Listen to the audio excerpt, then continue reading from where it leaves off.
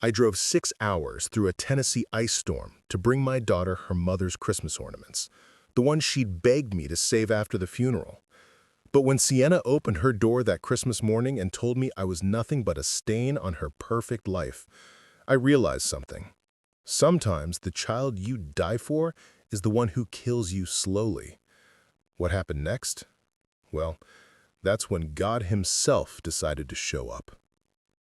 The sleet hammered my windshield like tiny bullets of judgment. I'm Dalton Reeves, 68 years old, and my hands, gnarled from 44 years of roofing houses across Tennessee, shook as I carried the box up the limestone steps of my daughter's Belmead mansion. Inside that box were Rosalie's hand-painted ornaments, 27 years of Christmas memories, each one crafted during her chemotherapy sessions. "Promise me, Dalton," she'd whispered in her final days. "Promise you'll give these to Sienna when she has her own family." The doorbell felt cold under my cracked fingertip. "Dad?" Sienna's voice cut through the intercom like ice. She didn't open the door, just spoke through the speaker. "What are you doing here?" "Merry Christmas, Butterfly." My old pet name for her felt rusty on my tongue. "I brought Mom's ornaments, the ones you wanted." The door opened just a crack, secured by a chain. Through the gap I saw her, my little girl wrapped in cashmere and contempt. "I specifically told you not to come." Her voice was flat, emotionless. "But it's Christmas, and you said you wanted—" "That was before," she cut me off, "before I understood what you really are." My chest constricted. What I really am? "Jameson," she called over her shoulder, and her husband appeared, all Princeton polish and inherited arrogance. "Tell him." Jameson's smile was cruel. "What Sienna is trying to say, Dalton, is that you're an embarrassment. A roofer, really. Do you know what her friends think when they find out her father climbs on houses like some kind of laborer?" "I built houses. I gave families shelter." "You gave me shame," Sienna interrupted.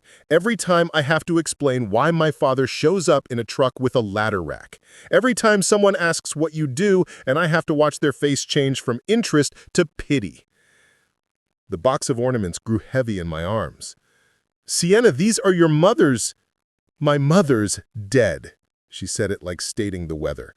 "And honestly, maybe it's better she didn't live to see what a disappointment you became, still roofing at your age, still living in that embarrassing little house in East Nashville." Each word was a nail through my heart.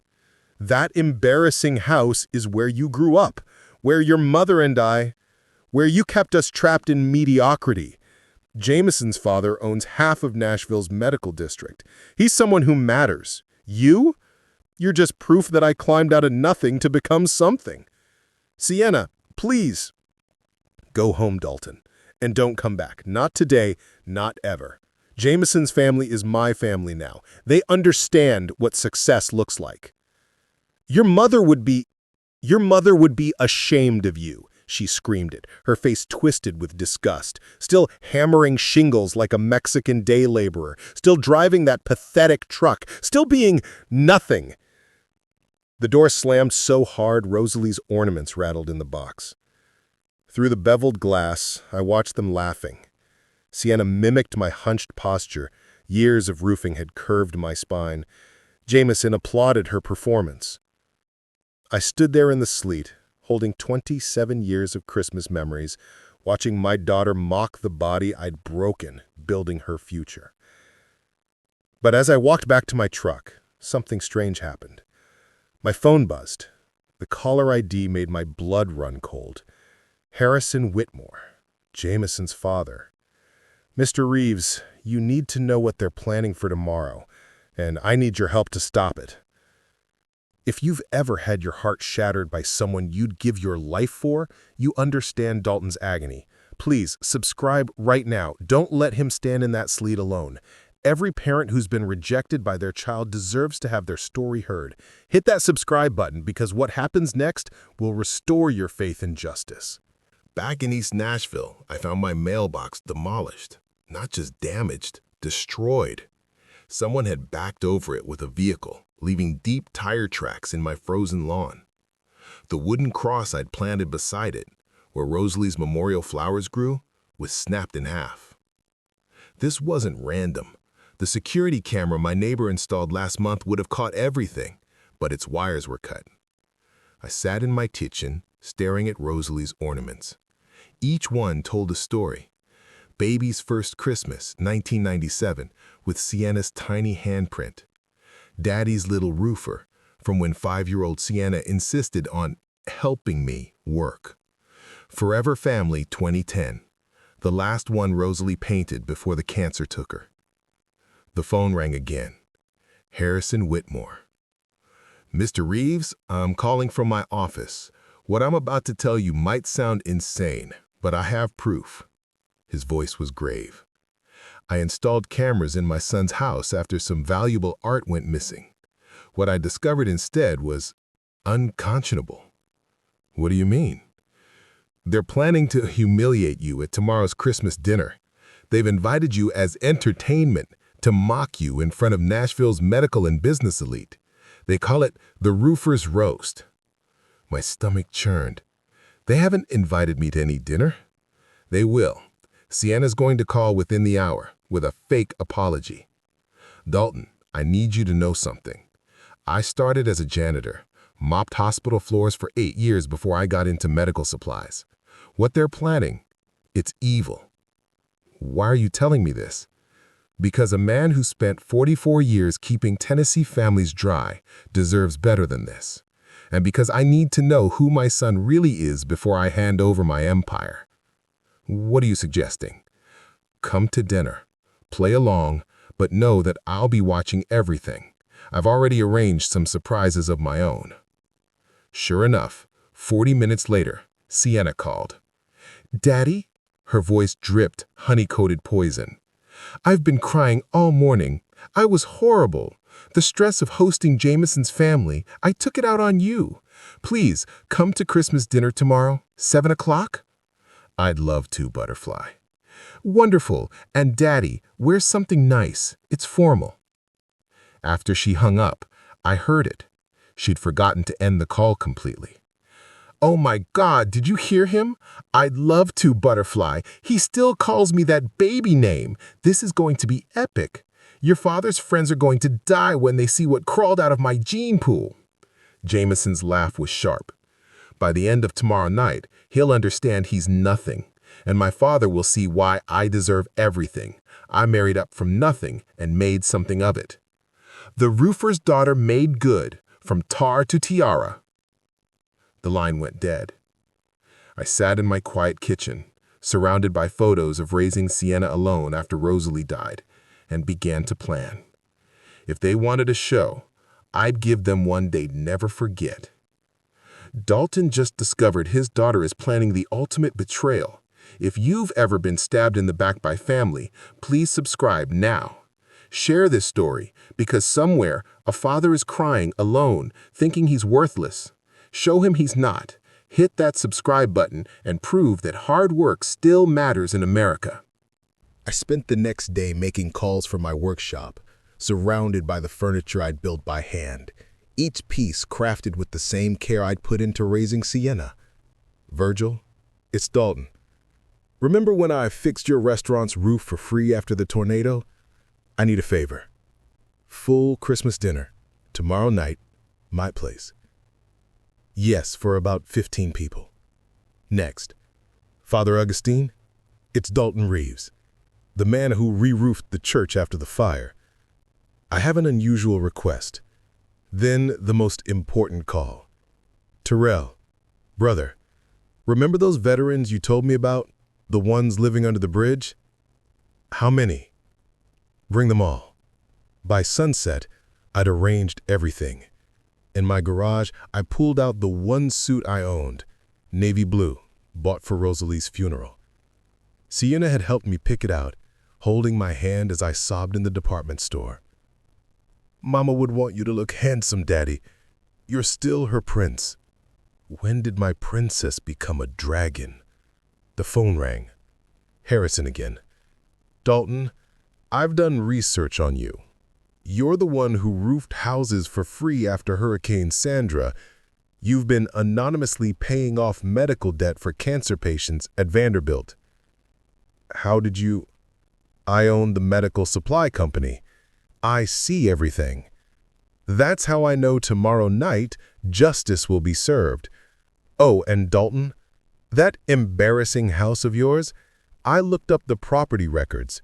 You've paid it off 3 times, remortgaging to fund Sienna's education, her wedding, her husband's failed business ventures. She's my daughter.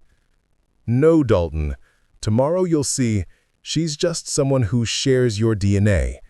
Family is different. Family is chosen. That night, I couldn't sleep. Not from fear, but from clarity. Sienna thought she was orchestrating my humiliation. Instead, she was orchestrating her own revelation. I picked up one of Rosalie's ornaments, a glass angel with "Love Never Fails" etched in gold. I'm sorry, Rose. I failed her somehow. But had I? Or had I succeeded too well, giving her everything except the character to appreciate it? Tomorrow, Belle Meade's elite would gather to mock a roofer. They had no idea they'd be meeting a man who'd spent 44 years building more than houses. He'd built a community, one act of kindness at a time. Dalton is walking into his daughter's trap with his eyes wide open. If you've ever been betrayed by someone you loved, subscribe immediately. Don't let him face this alone. Share this story. Somewhere, a blue-collar father needs to know his work matters. Hit subscribe now or carry the guilt of abandoning good men like Dalton. The Whitmore estate in Belle Meade looked like something from a Southern Gothic novel. White columns, circular drive lined with Bentleys and Maseratis, and windows glowing with wealth I'd never possess.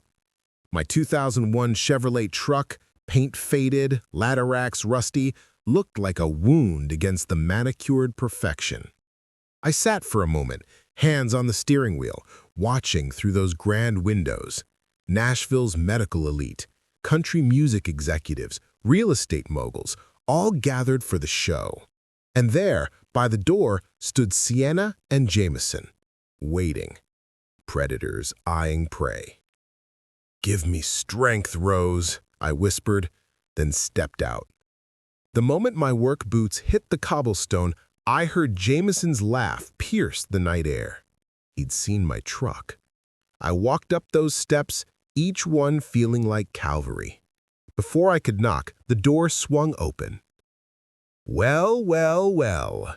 Jameson stood there in a tuxedo that cost more than I made in 3 months. The roofer has landed. Sienna appeared, draped in emerald silk, diamonds at her throat, diamonds I'd never be able to afford. For just a second, I saw my baby girl. Then her lips curled into a sneer. "Hello, Father," she said it like announcing a disease. "So good of you to climb down to join us." The entryway erupted in laughter. They'd heard. They all knew. "Everyone," Sienna's voice rang out as she led me inside. "This is my biological father. He's a..." She paused for effect. "A roofer. Still. At 68? Still climbing on houses like a..." She pretended to search for words. "What do you call those people who stand outside Home Depot, Jameson?" "Day laborers," he supplied helpfully. More laughter. Champagne glasses raised in mock salute. "Actually," I said quietly, "I own a roofing company. 12 employees." 12! Jameson clutched his chest dramatically. "My God, Sienna, you never told me your father was such a tycoon. 12 whole employees!" The room exploded with cruel mirth. Harrison Whitmore stood by the fireplace, watching everything with laser focus. He raised his champagne slightly, a signal. Steady. "Father, why don't you tell everyone about your latest project?" Sienna's smile was razor sharp. I'm sure these successful people would love to hear about tar and shingles. I just finished roofing a women's shelter for free. 30 families will stay dry this winter. Jameson snorted. For free? No wonder you're still driving that embarrassing truck. You know what my father taught me? Charity is just another word for bad business. Jameson. Harrison's voice cut through the room like a blade. Just making conversation, Dad. But Jameson's confidence flickered. Sienna jumped in. It's fine, Harrison. My father understands his limitations. Don't you, Dad? You know you don't really belong here. This isn't your world. I looked at my daughter, searching for any trace of the girl who used to wait at the window for me to come home, who'd run into my arms shouting, "Daddy's home!" no matter how much tar was under my fingernails. You're right. This isn't my world. She smiled triumphantly. My world has kindness in it. The smile shattered. Then Sienna did something that changed everything. She grabbed one of Rosalie's ornaments from her purse. She must have taken it from my truck and held it up. Look, everyone, my mother made this. Isn't it cute? So crafty. So poor. She laughed.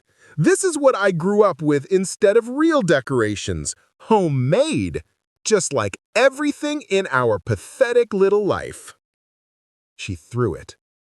The ornament shattered against the marble floor. The room went silent. Harrison stepped forward, his face dark with rage. Sienna, you just destroyed something your dead mother made. Sienna just shattered more than an ornament. She shattered the last of her father's love. If this is breaking your heart, please subscribe now. Don't let cruelty win. Share this story because somewhere a parent is being mocked for their honest work. Hit subscribe. Prove that love matters more than money. It's just glass. Sienna's voice pitched high, defensive. Worthless glass. That worthless glass, Harrison said slowly, was made by a dying woman for her daughter. And you threw it like garbage. Because it is garbage. Jameson stepped forward, emboldened by champagne. Just like everything from their past, Dad, you built your empire by forgetting where you came from. Why should we pretend otherwise? Harrison's expression could have frozen the hell. I never forgot. I simply chose not to advertise it. The room shifted uncomfortably. What do you mean? Jameson's voice cracked. I mean, Harrison turned to address everyone, that before I owned medical supply companies, I was a janitor. I mopped the very hospital floors where you now practice medicine, Dr. Pemberton. I cleaned your office toilet, Judge Blackwell. Gasps rippled through the crowd. Dad, stop. Jameson's face went pale. I'm not finished. I have here a recording from yesterday. Would you like me to play it, Sienna? Her voice filled the room from his speaker. Oh my God, did you hear him? I'd love to. Butterfly. Then Jameson, your father's friends are going to die when they see what crawled out of my gene pool. Sienna, the roofer's daughter made good, from tar to tiara. Guests began backing away from the couple. There's more, Harrison announced. They destroyed Dalton's property last night. I have security footage. They also stole $30,000 from my business account to pay for this party, charged as medical supplies. That's a lie, Jameson shouted. I have the receipts. Harrison's voice was ice. You're done. No trust fund, no job, no inheritance. As of tonight, you're cut off completely. You can't do this, Sienna shrieked. I'm your daughter-in-law. No, you're a woman who married my son for money and mocked the father who sacrificed everything for you. Harrison turned to me. Dalton, I believe you have dinner prepared elsewhere. I nodded.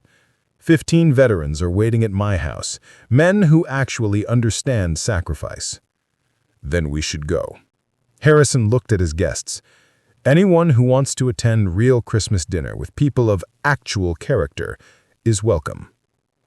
One by one, every single guest began moving toward the door. No! Sienna fell to her knees, designer dress pooling on the marble. Daddy, please, I'm sorry. I'm so sorry. Sorry you got caught, I said quietly. Sorry I became this, she sobbed, mascara streaming. I don't know when I became this person. Mama would hate me. Yes, she would. The truth of it hit her like a physical blow. Please, she crawled toward me. Please, Daddy, give me another chance. Like the chance you gave me when you threw Mom's ornament? When you called me nothing? Jameson grabbed her arm. Get up. Have some dignity. Dignity? She turned on him. You taught me to hate him. You made me ashamed of where I came from. I made you rich. You made me soulless. She stood, shaking. Daddy, please, let me come with you.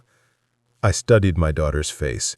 Behind the makeup and diamonds, I saw something I hadn't seen in years.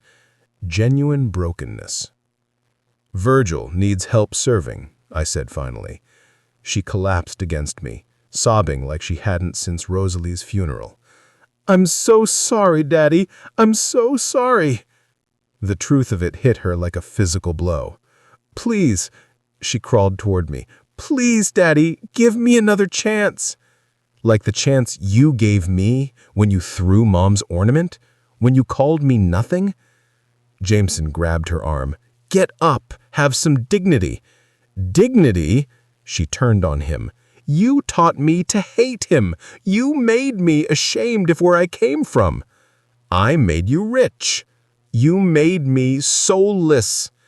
She stood, shaking. Daddy, please, let me come with you. I studied my daughter's face.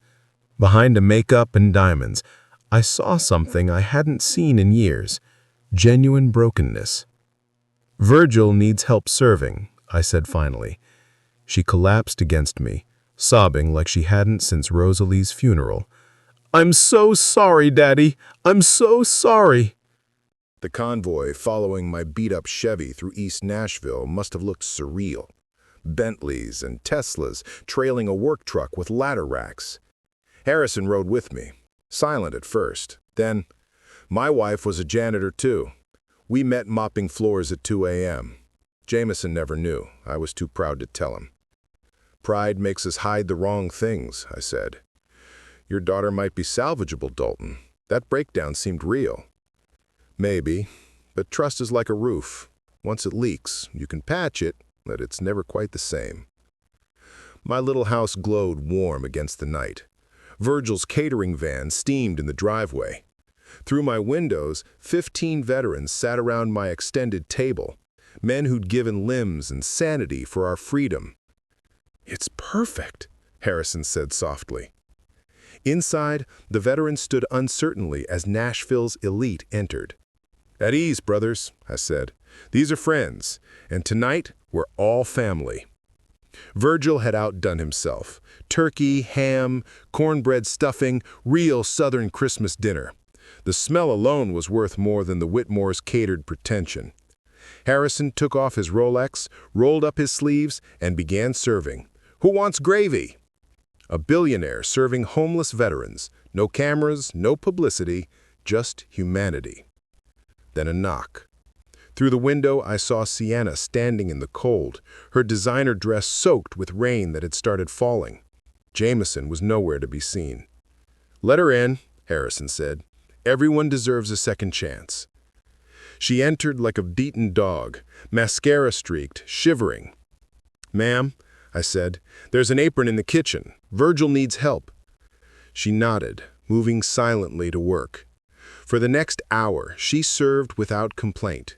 Nashville's former social climber waiting on homeless veterans with tears streaming down her face. Ma'am, Terrell said gently, thank you for the potatoes. She broke completely.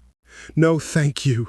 Thank you for your service. Thank you for, she looked at me, for showing me what real sacrifice looks like. As the evening progressed, walls crumbled. CEOs listened to war stories. Judges served pie. My daughter, my real daughter, not the stranger she'd become, slowly emerged. "Daddy," she said during a quiet moment, "the ornaments. I saved them all, even the broken one. Could we glue it back together?" Broken things can be mended, but the cracks always show. Maybe that's good. Maybe the cracks remind us how fragile everything is. Sienna is learning what her father always knew, that character matters more than cash. If you believe in second chances, subscribe now. Share this story with someone who needs hope. Your subscription could save a family. Don't carry that guilt. Hit subscribe immediately. "I have an announcement," Harrison said as dinner ended.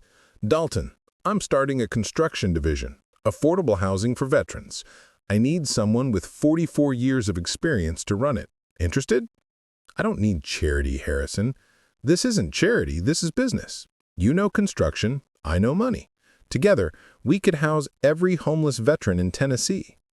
Sienna looked up from washing dishes, her manicured nails already chipped. "Daddy's the best roofer in the South. He just never knew how to scale up." "Because I was busy raising you," I said gently. She flinched. "Because you were raising an ungrateful daughter who forgot everything you taught her." "Dalton," Terrell spoke up, "this man roofed my mama's house for free when I was in Afghanistan. Wouldn't take a dime."